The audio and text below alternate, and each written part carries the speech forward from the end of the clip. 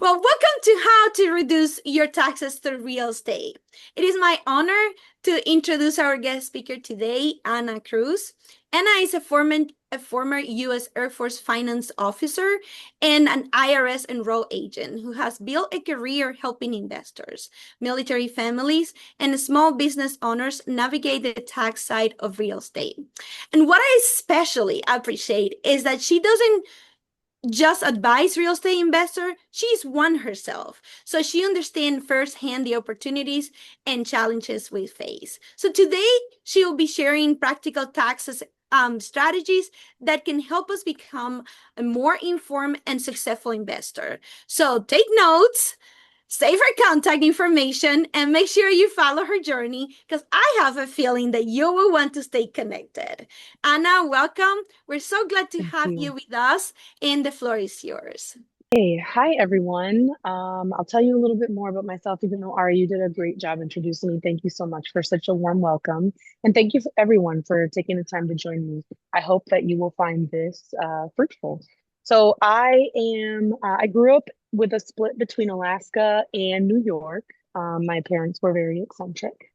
And I joined the military from Alaska. I was enlisted, and then I got the opportunity to attend the Air Force Academy, where I commissioned as a finance officer. I was finance enlisted, and then I was a finance officer.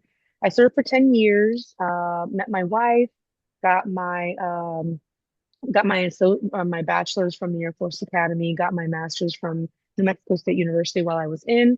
That was an MBA with a focus in finance. After my military career, I moved to New York and I worked on Wall Street. I did some investment banking, doing mergers and acquisitions, and then moved over to wealth management, where I did a lot of different things. But one of the things that I noticed with everything I did was that taxes was always involved, right? So started learning about different types of taxes, started working at a tax firm part-time, and then eventually got licensed. And this is the path that I decided to go down. I'm a limited partner in two businesses, limited majority partner in two businesses. And then, of course, I run my tax firm out of San Antonio, Texas. I also own three multifamily properties. I've been collecting property since 2017. And actually, we just closed on our forever home here in San Antonio. So excited to be here. I can cover any topics that have to do with tax on any of those things that I presented. All right. So, okay. So I have to say this to make my lawyer happy. The information presented here is for educational purposes only and should not be considered tax advice. I am very knowledgeable when it comes to taxes, but every situation is very specific. And so make sure that you consult an advisor or you can meet with me. I absolutely, for APIN, will do a free 20-minute strategy session where you can ask me all the questions you would like. Okay. So we are going to use an example when we're talking about today. We are going to talk about Sergeant Snuffy. I don't know if any of you had like in your services, like a name that was always used when there were presentations, but in the Air Force, it was Airman Snuffy. Airman Snuffy lives in San Antonio, Texas, and he's married with one child. And he owns the duplex that he lives in, where his wife also runs a nail shop out of. He also owns a single family home that is in Colorado. So let's start here. This is one of the ones that first came up. It was one of the ones that Anne talked about. So let's talk a little bit about passive loss rules, right? So in order for you, one of the biggest things, oh, actually, and I didn't even say this part, this is pretty important. So I'm a tax strategist, right? I do tax returns, of course, but I create plans for people that save them tax money and are defensible, right? So I don't give any strategies that haven't been tested in court. So someone did it before and it's been proven. The reason that we do that is because we want to make sure that everything that we do is auditable, right? We're doing everything by the books. And there's a lot of really bad advice out there from TikTok, Facebook, YouTube, especially when it comes to real estate investing. So I promise you that what I'm telling you is true. And I'm also promise you that it's not going to be as easy as they put it on the internet, but I will guide you through how to do it, right? So all rental activity is considered to be passive, right? Passive income is there's different buckets of income, right? There's passive, there's active, and then there's investment income. Those are the major categories. And one of the things that a lot of taxpayers don't understand is that you cannot use passive losses to offset W-2 active income. So, for example, if I have two bananas and a plum, and I tell you what's a plum minus a banana, you're not really going to be able to give me an answer because there's really no way to quantify that. And that's how the IRS feels about it. I can do one banana minus or two bananas minus one banana and it equals a banana, right? So in that same way, I can't do passive income and set it off with active income. And so now I'm going to teach you how to break the rules legally, right? So if you are a real estate professional, right? If you do 750 hours or more in managing your rental property, then you can be considered a real estate professional. You don't have to have a real estate license, but you do have to have a log, right? There needs to be a log that shows what you did.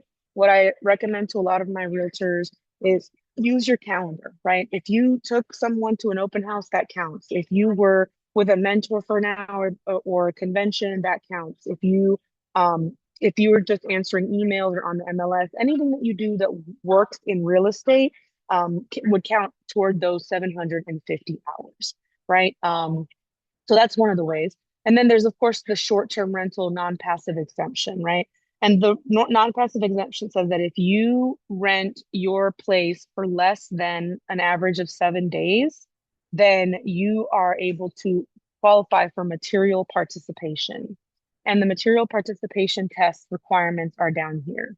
So one of the things that I do is I try to take the rules and I try to turn them around, right? So if somebody needs to take a passive uh, income and turn it into active, then we're like, okay, how can we do material participation? But we can easily do it the other way around and just add not in front of all these. But so these are the tests, right? You see them on your screen. The one that's the easiest to meet is the 100-hour test, number three. My three is wonky, but no worries. So 100 hours and most of the hours work. And this is where people get themselves in trouble. So you have to work 100 hours toward managing the property. Not difficult, right? Usually that's not too hard, but you have to work in the business more than anyone else. So if you have a property manager that does 101 hours in a year, then you are no longer eligible for material participation. So there's other ones. If you've worked in the business 5 of the last 10 years, that could also be a qualifier. If you're a personal service, which doesn't apply to you guys, that's like doctors and stuff like that. So, and then of course your participation, that 100-hour floor needs to be regular, continuous, and substantial involvement. So it is a little bit of a hurdle. I think that for military members, what really trips them up is having a property manager, which is essential if you're stationed overseas. Um, but it's possible. It's not impossible, especially if you're ordering, if you're logging those hours. That's what's really important, right? When IRS comes knocking, you have somewhere that it says that you worked this 100 hours, and you can confidently say that maybe your property manager didn't, right? There's another way that you can turn passive loss and use it against active income. So if you meet these three rules, that you own at least 10% of the building and that you actively participate. Actively participating is a much lower bar. It just means that you make decisions about tenants, repairs, terms, that kind of stuff, which most likely all of us do. And then this is the kicker. You have to make less than $100,000 in a year. So that can be very difficult, but I did give you two examples. One of them is Airman Snuffy by himself. So if he made $95,000 and he had a $20,000 deduction, let's say that he had a really big repair this year and then some tenants moved out. There was just a lot going on that caused him to have this $20,000 loss. That $20,000 loss will directly reduce his income from 95,000 to 75,000. So the IRS is only going to tax him on 75,000. And since this is active income, the W-2, his job already took the money out. That means he's probably going to get a refund of about $4,400, right? Now let's go to the other side. Now we're talking about Sergeant Snuffy with the income from his wife combined, right? So this is both of them. Now what happens is that the deduction, that 25,000 that you can take out of your income, is now reduced, right? So he's only partially eligible, about $5,000 of it that he can use. which saves them about $1,200. I do want to remind everyone, if you have questions, um, please put them in the chat or just write them down so we can cover. We'll have some time at the end. Um, so now let's talk about how this works for Snuffy. If we're over here, right? So let's say that he lives in that duplex, right? He owns a duplex in San Antonio. He lives in one, and he's house hacking, right? He rents the other one as a short-term rental. Now because he's doing work, right? He's cutting the grass. His wife is, changing the sheets, cleaning after every guest. Now he's an active participant. And even without the limitation rules, so without him having to do all, I mean, he does actively participate, but this makes it so that all of the income that he gets from the short-term rental is now active income. So if he does have a loss, but starting an Airbnb can be expensive. So let's say that he went out and he bought the nicest curtains and couches and sheets and everything to make sure that his Airbnb was going to stay rented all the time. And let's say that he generated that $10,000 loss. He would be able to take that completely off of the top of his income because he is now actively participating. He's the one that so you don't have to be a real estate professional to use this. You just have to prove that you're doing the work, right? That you're doing more work than anyone else. All right. Any questions so far? Okay, awesome. All right. So with active participation, so something that I already talked a little bit about the different types of income. And so one of the biggest questions that I get is how can I take that deduction if I'm making more than that, right? So if you're making more than 150,000 per year and can no longer take that loss, there's a couple of things that can be done. Strategy is about how much you're going to save in tax and how much you're willing to work for it, right? If it was a small loss like $5,000, then maybe not. But recategorizing income is definitely one of the things that we do. And of course, real estate professionals and short-term rental non-passive exemption are two ways that you can categorize income so you can take those deductions. Um, does anyone here have a property and understand the concept of depreciation? Do you want to share kind of what your understanding is on depreciation? I would. For example, I have a property that I strategically purchased in Northern Virginia. Right now, due to the rent and my mortgage ratio, I'm taking a loss of about $1,200. But I did that strategically because they're building a new train station. It's going to appreciate in the next year or so tremendously. So I'm using that active loss to write off my W-2 and my husband, a passive loss. That's perfect. That's a perfect example. Yeah. So do you currently take depreciation on the home? Yes, I take Okay. depreciation every year on that property. Okay, perfect. So that's a perfect example, right? So depreciation is basically the IRS saying, hey, we recognize that you made an investment in this building and that there's wear and tear on the building, right? So let me give you an example of how depreciation works a little bit, right? So um, Sergeant Snuffy bought his house in Colorado for $300,000, right? One very important thing about depreciation and what people who self-prepare their taxes often miss is that land is not depreciable, right? Because land will never lose its value. Land, if anything, will increase in value. So whenever you pay something for your house, you do have to take out what the worth of the land is. And if you're ever curious, you can usually find that information on your county tax assessor's office, or you can look on your purchase documents and see if there's a valuation for land. But so let's say the land for the house in Colorado is worth 25,000. We bought it for 30,000. We have about a $275,000 valuation for the house. And oh, look, for a long-term rental, the recovery period is 27 and a half years. So what does that mean? That means that every year the IRS will allow you to do 275,000 divided by 27 and a half years, which is about $10,000. So even if you make $10,000 and that's your net profit, after depreciation comes in, that's a $10,000 deduction from any income that you made. That means that you're not going to be taxed on any of that income. And that's a huge advantage, especially if you're not doing it now or you haven't done it before.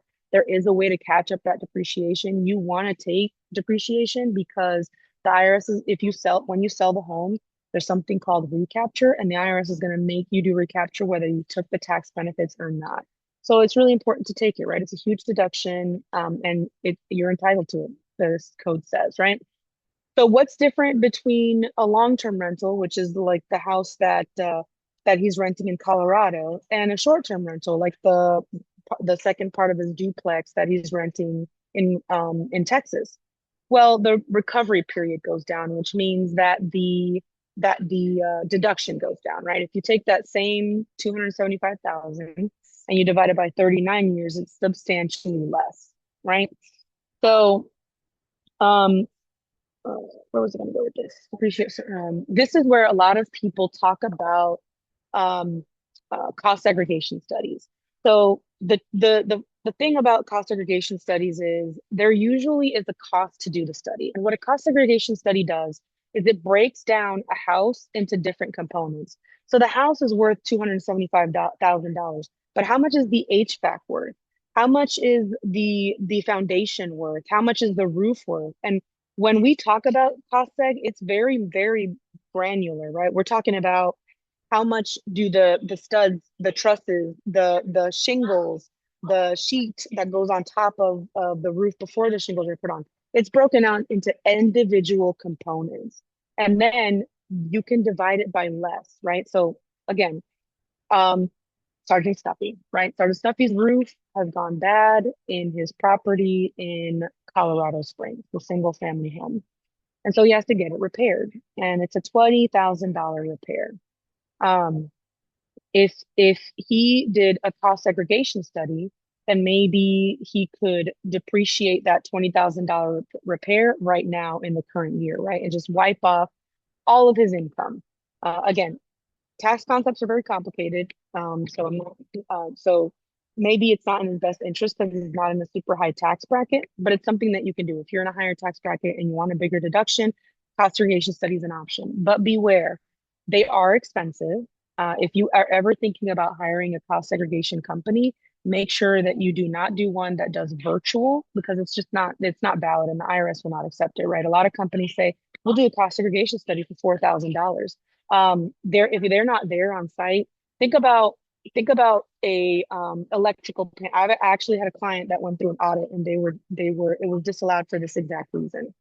If you're not there, you don't know how long the wiring goes from this electrical socket to the actual panel and how it wraps around the home. I mean, is it 20 feet of cable? Is it 10? Did they do it through the top? Did they do it to the bottom?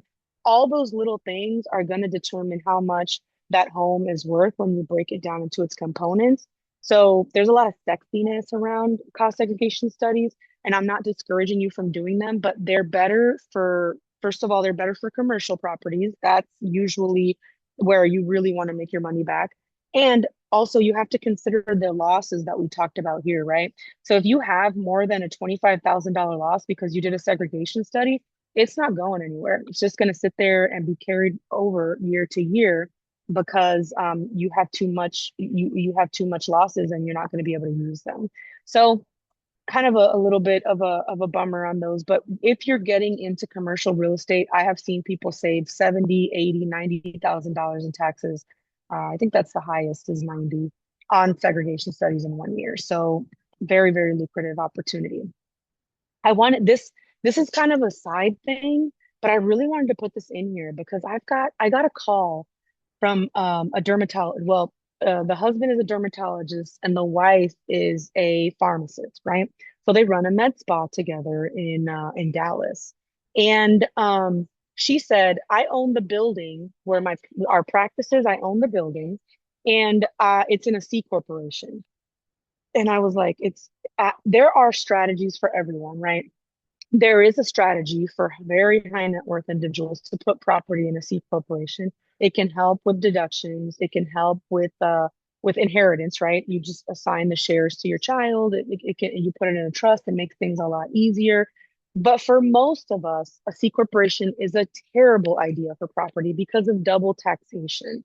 So if you put the house inside of the C corporation when you buy it, right? You bought it for $200,000. You over time that property appreciates. So you don't get any type of deduction for the fact that you contributed to the home to the C corporation. But let's say that now it's worth $400,000. You will pay corporate tax on that $200,000 gain, so 21%. And then when anything is distributed to the shareholders will pay 15% capital gains tax on that money as well. So it's going to be taxed twice, once at 21% and another time at 15%. So it's just not a great idea unless your strategy is to hold and die. That's something that a lot of people do. They're just going to keep it. They're going to buy, they're going to hold, they're going to take the depreciation, and they're going to wait till they die so that their children can get it. And the depreciation is wiped clean, and the basis is whatever the value was when the person died. So that is a strategy that some people use, but not good for modest investments. Um, Same thing with an S corporation. The best thing to put your real estate in is an LLC and a partnership. It's very flexible. You still have protection from liability, and you don't have to trigger any special tax.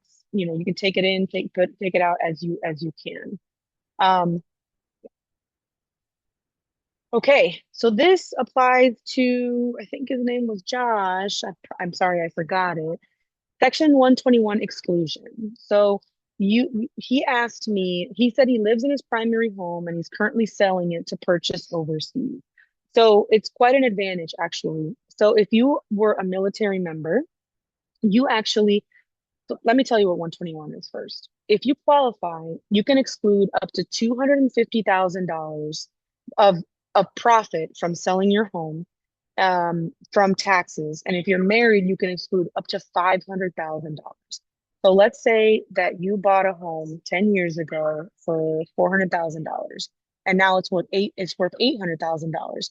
You're going to be able to sell that home and all of the money that you made from it is tax free. And it's that easy. Hold on, wait a minute. There's a couple things that we got to do.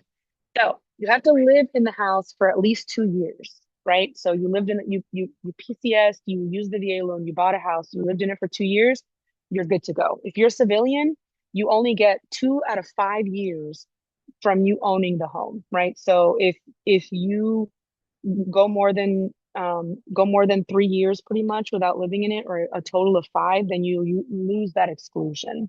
But if you're a military member, you get up to 15 years to live in the home.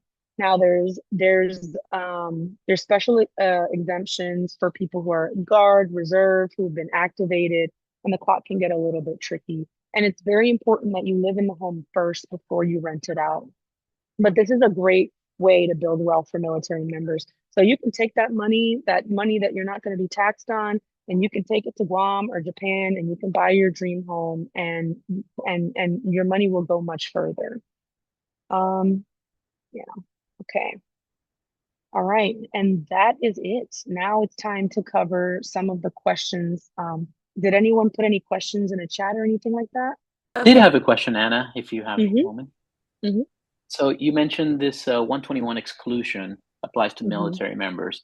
What is the definition of military member? Is it an active duty only? Is it anybody who served? So whenever active duty gets the most of it, right? Because it's qualifying military service. So if you're in, you don't worry about it at all. The suspension continues. If you are a reservist, then you have to be activated for at least 3 months for the clock to stop, right?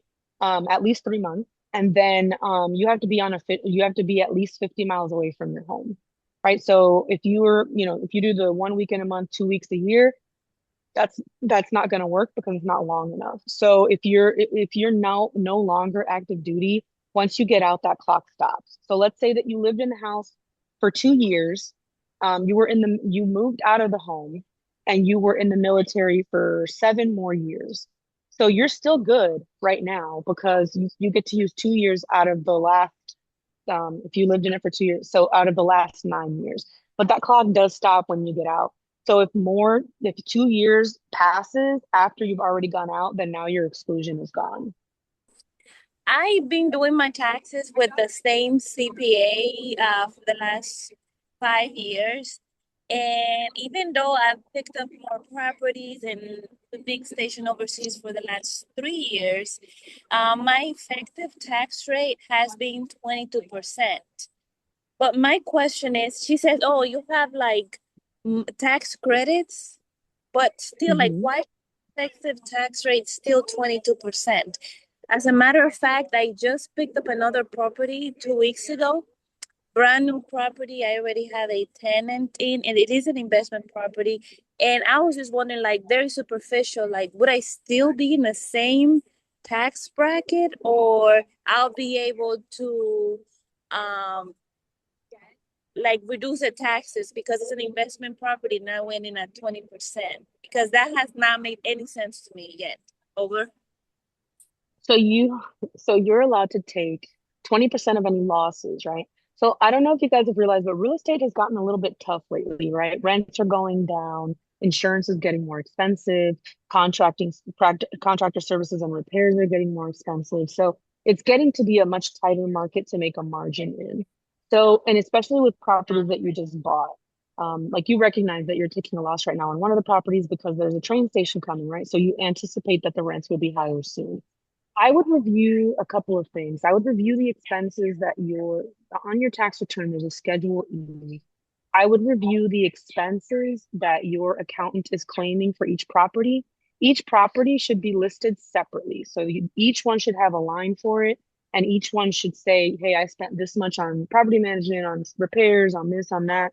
And then if you're making any major repairs to your home, make sure that that's being added to your depreciation schedule. Sometimes people are changing out roofs and changing out floors and doing all types of work on their home, and they're not adding it to their depreciation schedule to get those deductions. So I would encourage you to look, make sure you're like, hey, I spent more. Sometimes people, a lot of the commonly missed things on the Schedule E, property taxes. A lot of people miss the property taxes. Um, Depreciation, always almost very commonly missed. And then if you pay for any utilities, cutting the grass, anything like that, that maybe that is not being communicated between whoever's managing your property, you and your CPA. I'm glad you mentioned that because this year, just in one property, I had an excess of over 22,000 in repairs because I had a tree fall on the roof and cause some damage to the actual roof and the solar panels. So that was about a $20,000 bill. So I I really want to get educated this year because I might not be able to leverage my tax strategy as much as I would like to. Over. So And tax strategy is all about your specific situation, right? If I look at your tax return and I see that you're maxed out on losses, then I'm not going to recommend that you do any type of, like faster depreciation or anything like that because you're just carrying them over from year to year. And of course, it's going to depend whether you can use it or not on how much you make, right? So it's very individual, but you can always schedule a 20-minute free consult and I'll take a look. We sold Mm-hmm. a house in Texas a couple years ago, and we only lived there for 22 months, not the Mm-hmm. full 2 years. And we had a Mm-hmm. really big profit on that house. Mm-hmm. Um, and I think we were able to take like a percentage because we had Mm-hmm. lived in there almost 2 years. So, um, am I understanding that right? If even if you don't do the full 2 years, if you did like 80% of that, then Yeah. That you is a that is a great point, Whitney. Yes, you are able to do a prorated amount. So the IRS calculates it by days, right? So if you have, I think it's like 760 if I'm doing the math right or something like 365 times two. If you lived in it for you said 22 months, so geez, I don't know how many days that is. But the point is, you take the days that you lived in it, you divide it by the full amount of time, and it's going to give you a percentage, right? So for you, it's probably closer to like 90%, something like that. You can exclude up to 90% of the gain as tax free. So if you made okay. $100,000, 90,000 of it would be tax free. Okay. That's a great question. So do you want to come on mute? Yeah, thank you.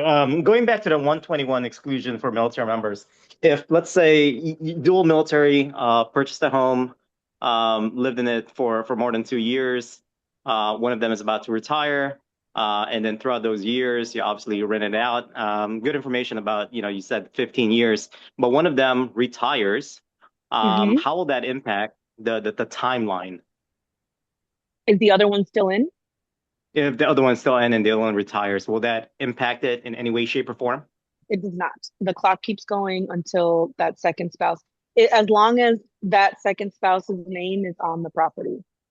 If they own the property, then yes, they still get the exclusion.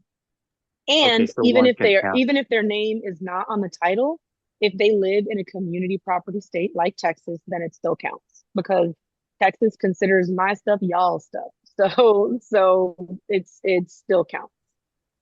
Perfect. Thank you. Perfect.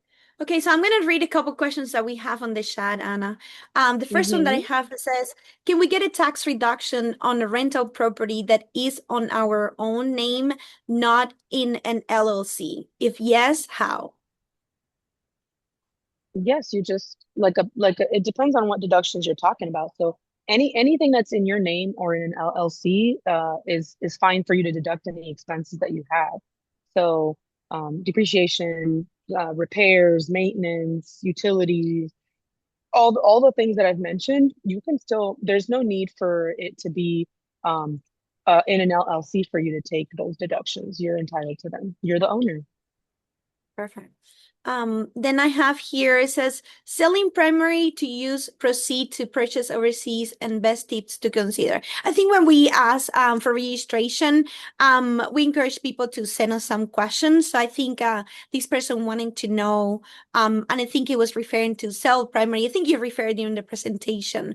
No, yeah, You know, I answered that one already. I mean, I hope okay. I did. Did that person want to follow up with anything? This is Josh. No, you answered it perfectly. Okay, perfect. Hopefully that'll help Perfect. you get a much nicer home. That's awesome. Absolutely. The next one I have here says, what jobs have you seen other than agents and Airbnb host counts as real estate professional for tax purposes? Anyone who has a log that's doing real estate stuff. So for my client, I have a client that just signed up with me last week, and he has one property and he wants to be considered a real estate professional. Again, tax strategy is about knowing the law so you can get around the law. So I told him, if your wife is a stay-at-home wife, have your wife go get a realtor license, have her show some houses a couple times a year, and then you can take that income and consider it active income, right? So using the spouse as a strategy to get you to that real estate professional status. Right. Does that answer That's your great. question? Yeah. I think he was wanting to know what other job beside being an agent. You don't have to be an agent. You can Right. be a property manager. You can be just Ari who has properties and manages them. Right. The requirement is just the ones that I've talked to you about. So if you do Right. 750 hours, then you qualify for the whole real estate professional. If you do more, and then if not, then you can do material participation, which is just doing at least 100 hours and more hours than anybody else. Right. Now, I do have a question along that side that I'm going to add in between. For material participation, if somebody have a property manager, right, does that count too as be considered as material participation, or that person needs to be doing more hours than the You would have to be property doing more manager to do it? hours.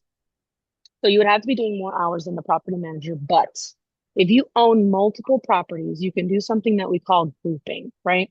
So maybe you don't work 100 hours on one property, but if you put them together, then maybe now you are doing 100 hours managing all of them.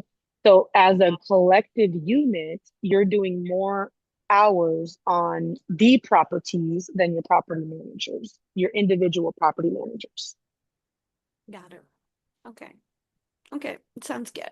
The next question I have here on the chat, it says, what is the difference between an owner distribution, a guarantee payment, and other forms of compensation? And I'm assuming this is along LLCs when you have businesses. So usually this has to do with K1s. So partnerships, S corps. So a guaranteed payment, let's say that me and Whitney are going to go into business together. We're going to open a brewery, right? But I have a lot more money than Whitney does. And so I say, okay, you're going to contribute your time, I'm going to contribute money, but for the after the first, second, and third year, I want to make sure that the business is going to pay me $40,000 a year, regardless of how the business does. Even if that's all the business made, I get all of that. So that's what a guaranteed payment is. And it's taxed as ordinary income, right? It's taxed as active income. Well, it depends on if you're participating in the business active, if you're not, then passive, but it is taxed, right? Now, distributions are great. It's one of the reasons why S corporations are amazing, because a distribution is taxed as long-term capital gains, which is 15%. So this is a strategy that I use for my S corp owners and this is why I convert people. So imagine you make $500,000 in your business, right? If you just take all of that out of the S corp as a guaranteed payment and as a W-2, then you're going to pay a lot of tax on it. You're going to pay 15% self-employment tax plus regular income tax. It ends up being usually about 35%. Lots of tax. But if you start an S corporation and you pay yourself a fair wage, because the IRS makes you do that, because if they didn't, everyone would just take all distributions, because who doesn't want to pay 15%? So you have to pay yourself a fair wage, and then all the rest of the money you could take it as a distribution of 15%. So if let's say you pay yourself $100,000, $400,000 that you made in your S corporation will be taxed at 15%, and that is paid. Wow, that's great. Okay. Now, is it better to take a distribution than take a guarantee payment? Yes. Tax-wise It's less will tax. Okay, again, it depends on what tax bracket you're in, but it's pretty difficult to be in a lower tax bracket than 15%. You'd have to be making like $30,000 a year. Right. Which is possible. It's a strategy, but it depends. Whitney, you have your hand up? I didn't see it. Okay, yes. Go ahead. So I had a question back to the Section 121 military exclusion. Let's say I buy a house, and my husband's an active duty member, right? So we buy a house and he has 5 years to retirement. We live in it 3 years, then we turn it into a rental. By then we've retired, right? So when we go to sell it in maybe 12 years, we're still in that 15-year window. We lived in it 2 years, but he's no longer active duty. I'm no longer active duty. Do we still qualify when we sell that property for the military exclusion? Or you have to sell it within 2 years of him getting out, because the clock stops when he got out. Okay. To get the exclusion. And there's other things that you can do if you're not ready to sell it. You can try and do a 1031, but yeah, ultimately if it, because the clock starts again when he gets out, right? So let's say that you guys have had it for 7 years and you lived in it for those first 2 years, right? The rule is 2 years out of the allowable time, right? So the moment he gets out at 9 years, you're now losing part of that exclusion. Yeah, I was just asking, where are you located, and what is the safest way to comprehend and to review your client's information if you're not in the same locale? So what I usually do, and most of my meetings are virtual, even for people that are local to San Antonio, where I am at. So what I usually do is I'll schedule, my office will schedule you. They'll request your tax returns. You'll get a secure link to our portal where you can upload the tax returns. If you do not proceed with being a client, we destroy them. So no worries there. I'll review the return really quickly just to see if there's any strategies that could work for you, and then we'll meet and I'll present that to you. So that in and of itself is a charge of $1,200 for military and veterans and people who come in through APIN. That right there is free.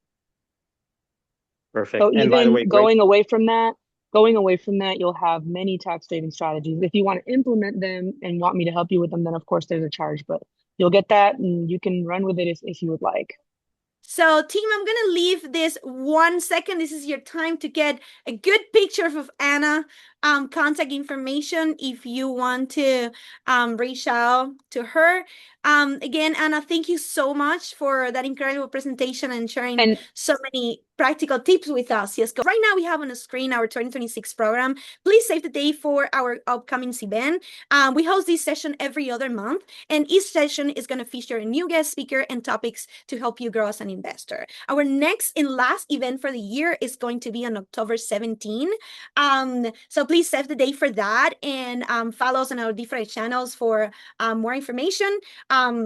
It's going to be how to integrate AI in your side hustle in 2026. So lots to go about that and talk about that. I am now going to turn it over to Anne. She's going to go over a little bit of our awesome meetup in person that we also have, and let her cover that. Yeah, just want to put it out there.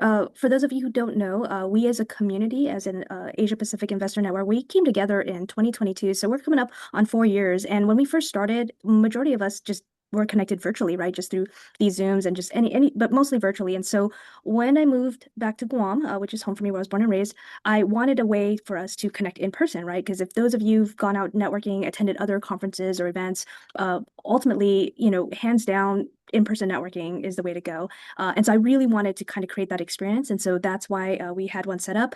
And so we have a date already. We also have the venue. So just go ahead and note that as in the next event, when you join us, we'll have more information on the programming. And it's, again, the key thing is if you live in this part of the world, in general, it's hard to get access to this type of information, this type of events. If you were living in Texas, there's so many. There's veterans. It's like, I think almost every other week, or definitely once a month, there are these types of events that are available. But unfortunately, in our part of the world, in our time zone, it's harder to gain access to that networking, the education component. So that's why we do this. And, for me, I always want an excuse to be able to see everybody on all these calls because, again, it's all about that in-person engagement. Perfect. Thank you, Anne, for sharing that with us. Then please stay in touch. We want us to stay connected, so you can join our Facebook group. You can follow us on Instagram, Facebook, YouTube. And these platforms are where we share upcoming meetups, recording of past events, and new resources for investors. So make sure you find us everywhere and connect with us that way. Again, if you have any suggestion, anything that you want to share with us, these are great channels to do so. If you are interested in becoming a host, these events are made possible by an amazing team of volunteers who are passionate about building community throughout real estate, education, and networking. So if you enjoyed today's event and would like to help us grow this community, we're currently looking for hosts in different locations. You can see Japan and Korea. So if you know anybody, you just met somebody new today and say, hey, you'll be a great host, please share this information with them. You can scan the QR code, and then that will send an email to our team. Again, hosting is very simple. It can be as easy as organizing a casual meetup or a coffee chat to connect with investors in your area. So no pressure, and you get an amazing support team behind you to help you on that journey. So again, if you're interested in doing that, just scan the QR code and reach out to us. We would love to have you. So at this time, I am going to start wrapping up our event. I want to say thank you again to Anna for being here with us, sharing all your knowledge and expertise and being so gracious and extending such a huge, discount for our community. So we truly appreciate that. I want to say thank you to our volunteer team working behind the scene. This is definitely a true test to our nerves when Canva goes their way and, things doesn't go what you practice and try to do. But again, thank you to all of you working behind the scenes and all of you taking the time to be here. I know it might be your Friday evening, your Saturday morning, you have better things to do, but you chose to be here with us. So for that, we truly appreciate all of you. Really quickly before we get off, I'm very honored that you guys had me here. It was my pleasure. If you did find the information that I shared with you useful, then please do a review for my company, FinTech Help in San Antonio. And if you didn't, then don't. No, we got you, Anna. We got you. Where's the best place to leave a review on Google? Yeah, Google reviews is great. And then they get transposed to my website too. So yes, please. Sweet. And then I just want to add, so I, for those of you who don't know, I've been doing real estate investing and just in business, probably about 20 years now. And I share that to say I've gone through many tax advisors, right? And what I have found is that most people, right, because tax can be overwhelming, I think it just has, for the most part, it generates a lot of anxiety for people. And so ultimately it's all about just check that box. I just need to input the data, get that filing. And in most cases, people don't actually even take the time to review what people they paid money to prepare. They're just like, all right, it's done, it's filed. And what I really love about what Anna shared today, Anna shared today, and also just what I come to know about her. If you want a tax professional, so not just someone who's going to take your data, input it in some software, spit it out, and call it good, she is really like next here, because you really want someone. She said the word tax strategist, because ultimately you will be paying taxes more than anything else in the whole of your life, like hands down. And so when you think about how much money you earn and how many years, I mean, it just compounds. So anything you can do today to learn and better understand your tax situation, and more importantly, align yourself with someone who is a tax strategist who can really break that down and show you. But for the future, it's huge.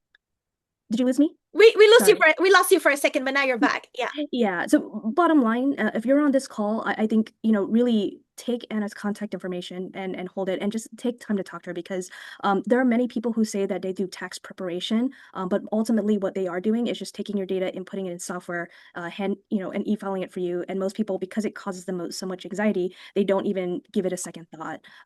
Having someone like Anna on your side, they're going to take the time to look at those things and really inform you so that you could do things today that can truly generate long-term wealth. So just really want to put that out there, because I've just seen so many things and heard so many stories. So Thank you. Well, thank you. Thank you so much, Anne. It was a great question.